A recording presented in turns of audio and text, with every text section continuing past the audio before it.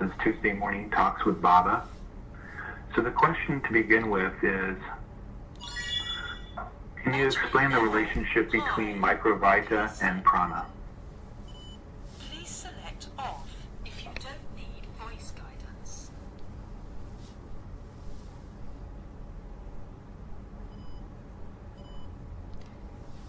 The relationship between Microvita and Prana is simply explained. Their Microvita is micro, small, vital force, vital life.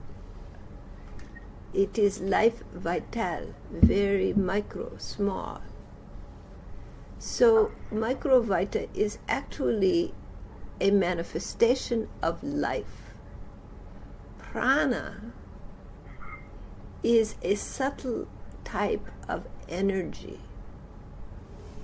Prana is what sustains life. It is the food of life. Without prana, life cannot exist. But life is not prana. It is life. And Microvita are the smallest expressions, manifestations of life force.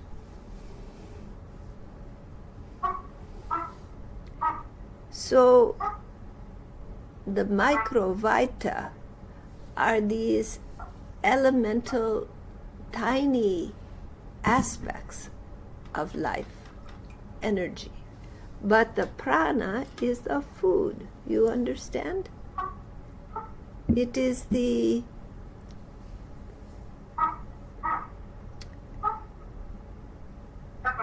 that which feeds life. Does it clarify? Maybe it's beginning to, there's a lot of energies that are necessary to feed life. But as you described it, what I'm feeling is that along with all the known material energies, heat and electromagnetism, light, and so forth, that there's a type of natural energy that's subtle, that's non-material, and this is called prana. Is that correct? Yes. So prana is generated from the momentum of life and feeds life. So out of the condensation, out of bala, out of that friction of those two opposing forces, comes the generation of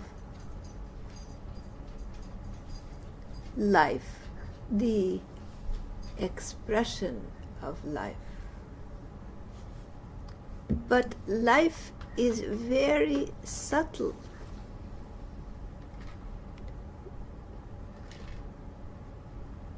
It means that sattva guna has emerged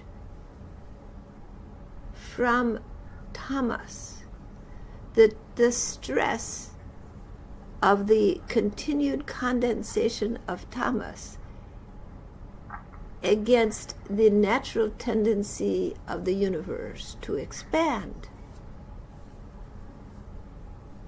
brings about in a particular circumstance a tension, which is the bala, out of which emerges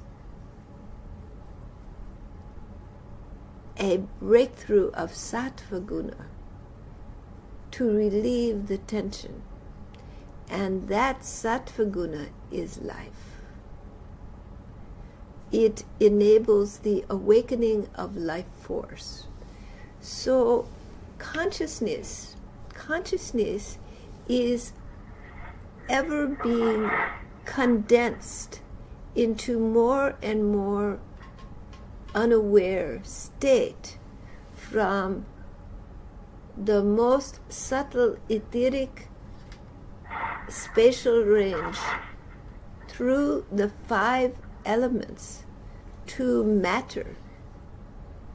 When the solid factor is in full play and has continued this process of densification,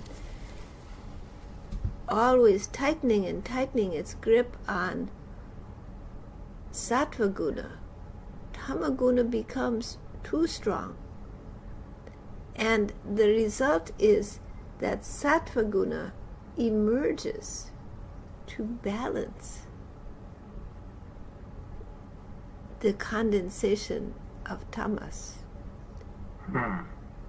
And when matter continues to contract, the natural forces of expansion in the paradigm of universal principles causes this emergence.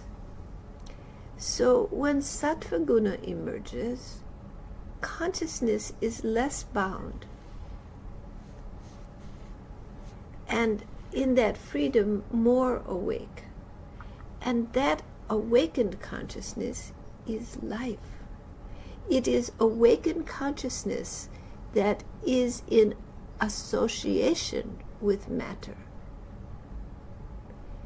It has a different type of vitality than matter. And the vitality that it has is prana. Then as this life develops, its mental faculties begin to increase, and the prana feeds the mind, just as physical energy contained in food feeds the body.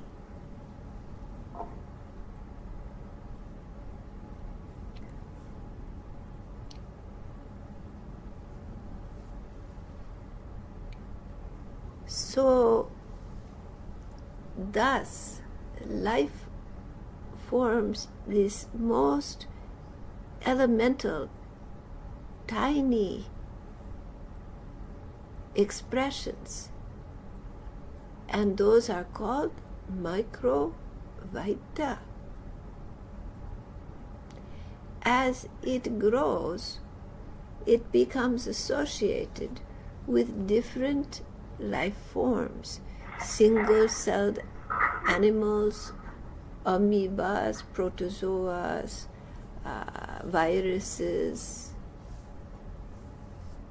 and it grows and grows and develops more and more complexity. But this growing mental faculty that is associated with the enhancement of sattva guna in the physical form, so when causes the development of mind, and mind feeds on prana. So mind develops because sattva guna is subtle and it does not sustain only tamas. So rather than seeing that it is separate from the physical form, imagine that the physical form in which this is growing, this tension of this condensation of tamas, causing more and more dense matter,